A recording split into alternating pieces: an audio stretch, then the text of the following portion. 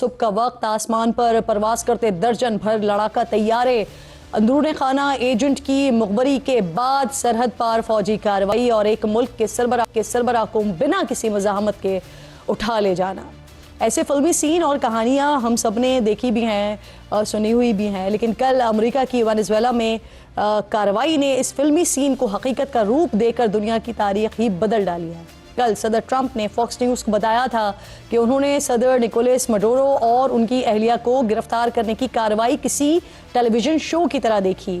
उन्होंने कई अच्छे ऑपरेशंस देखे हैं, लेकिन ऐसा तेज तरीन ऑपरेशन कभी नहीं देखा।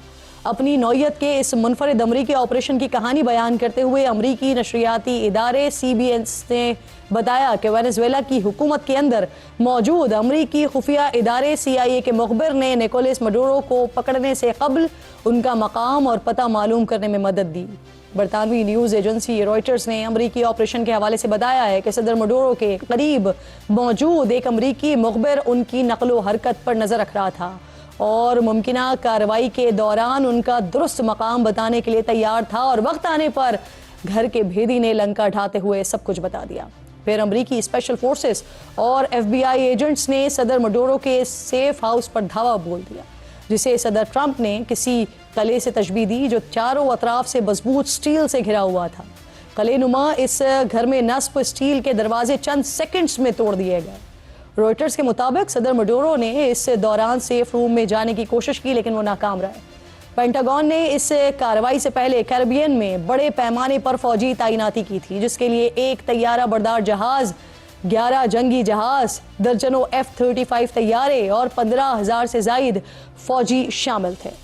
कार्रवाई के आगाज में अमरीकी तैयारों ने वेनेजुएला के दारुल हुकूमत क्रॉकस और उसके करीब उन अहदाफ और फ़ज़ाई दिफाई निज़ाम पर हमले किए थे जो इस कार्रवाई में रुकावट डाल सकते थे।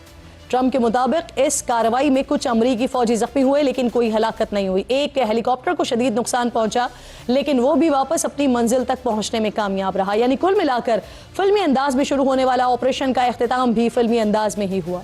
CBS के मुताबिक ये कार्रवाई कई माह की बारीक बीनी से मनसूबाबंदी के बाद की गई है, जो CIA और महकमा दिफा के दरमियान शराकत दारी का नतीजा था। यहाँ आपको याद दिला देती हूँ कि अमरीकी हुकूमत ने मडुरो के सर पर $50 मिलियन इनाम मुकर्रर कर रखा था।